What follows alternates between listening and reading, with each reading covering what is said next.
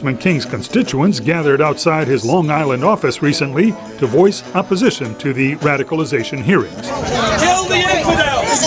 It's in the Koran! And support. We support King! We support King! Among the supporters, constituent Richard Lazevnik. We're letting all sorts of people in, whatever they believe.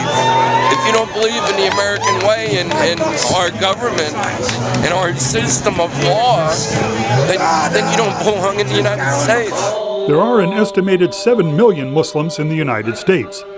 They include people from all walks of life and Keith Ellison, the first Muslim member of Congress. He is scheduled to testify at the hearings. Congressman King's office did not respond to VOA, but his website features a CNN story in which he repeats a controversial suggestion about the extent of American Muslim radicalization. In 2004, I said that 80% of the mosques were controlled by extremists. That was based on testimony in the year 2000 from Sheikh Kabani, who was testifying at a State Department hearing. Now, I don't know today whether it could be more than 80%, it could be less than 80%. Forgive me, Allah. And his eye closed, he passed away. Services at the Al-Abidin Mosque in Queens, New York, are piped through an outdoor speaker for all to hear. Among those attending, Zahir Uddin, Executive Director of the Islamic Leadership Council of New York. Uddin rejects the 80% figure as a myth. There could be few mosques, at least we don't know any of those mosques, if there are any. If Peter King has the knowledge, so he should speak out about those specific mosques. Uddin says only 5% of U.S. domestic terrorism is committed by Muslims, adding that his organization condemns their actions. And a recent Duke University study indicates U.S. authorities uncovered 48 out of 120 Muslim terrorist plots since 2001, thanks to tips from the Muslim community.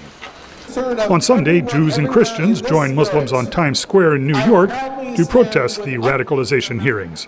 Imam Faisal Abdul Rauf, who is seeking to build an Islamic center in Lower Manhattan, objects to Congressman King's exclusive focus on Muslims and Islam. Extremism comes from all the faith traditions. There are American extremists and radicals as there are Muslim extremists and radicals. And it is this cycle of radicalization we have to bring an end to. An FBI report confirms that U.S. domestic terror threats range from white supremacists and eco-terrorists to anti-government extremists and separatists.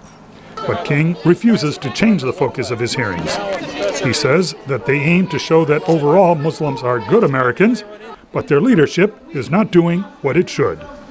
Peter Fedynsky, VOA News, New York. The hatred that has marred our dialogue for too many years.